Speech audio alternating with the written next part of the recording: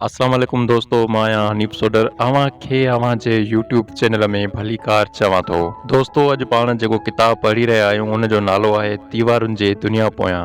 दरअसल ही jail diary आहे जंहिंजो लेखक सिंध जो नाले वारो लेखक अयूब खोसो आहे। जी दोस्तों, अयूब खोसो। हालांकि इन जेल डायरी में लिखियल मार्च महीने जा समूरा हिसा असीं पढ़ी चुका आहियूं। अॼु पाण अप्रैल महीने जा वर्क पढ़ंदासीं। 10 अप्रैल मुंहिंजे केस जी मुकमल संजीदगी सां पैरवी कंदड़ ऐं राति ॾींहुं पंहिंजी नौकरी तोड़ धंधो धाड़ी छॾे मुंहिंजे केस खे वक़्तु ॾींदड़ दोस्त ऐं सौट मोहम्मद ख़ान खोसो मुंहिंजे नंढे भाउ सां गॾिजी मुलाक़ात लाइ अचे थो। मुलाक़ात बाद हू वरी वकीलनि जे पोयां निकिरी वञे थो। हू वेंदे वेंदे मुंहिंजो हथु पंहिंजे हथ में वठी चवे थो, तुंहिंजी हर जंग में साह जे आख़िरी सिलसिले ताईं तोसां गॾु आहियां ऐं गॾु रहंदुसि। आउं सोचां थो, मुंहिंजे दौर जो ही केॾो न अजीब ऐं महबूब माण्हू आहे, केॾो न प्यारो किरदारु आहे जंहिं हर घड़ी मुंहिंजी अज़ियत खे पाण सां शेयर कयो आहे। हू हर क़दम ते मुंहिंजो ॿियो हथु थी रहियो आहे। आउं हुन जूं मोहबतूं कंहिं बि मोड़ ते विसारे नथो सघां।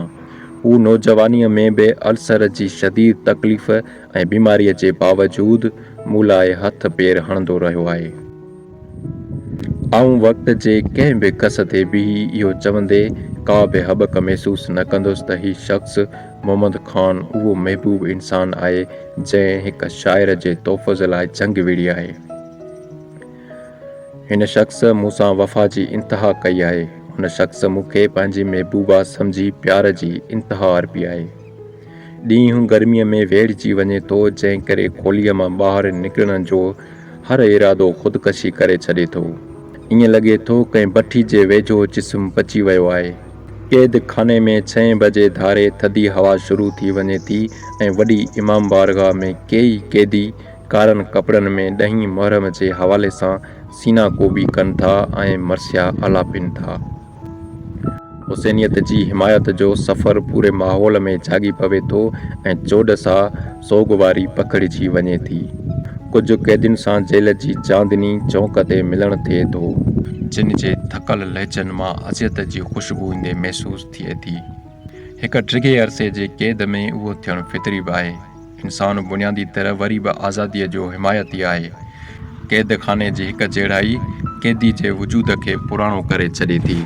ज़हनी हम आहंगीअ जे न हुअण करे केतिरा ई क़ैदी परेशानियुनि जे वर चढ़ी वञनि था। के वक़्तु गुज़ारे लाइ सॻियूं ऐं टोपियूं ठाहिनि था। जेल जा क़ैदी पाउडर जे खीर ते गुज़ारो कनि था या मिल्क पैक वठनि था, जेको थोरो महांगो पवे थो। कुझु क़ैदियुनि जा जेल अंदरि नंढड़ा दुकान बि हलनि था। असां मेस जी मानी खाऊं था जेका सुठी रहे थी। राति जी खोलीअ में रवायती रिहाण उबासियूं ॾींदी रहे थी। ईअं लॻे थो त ॼण को ज़िंदगी न आहे।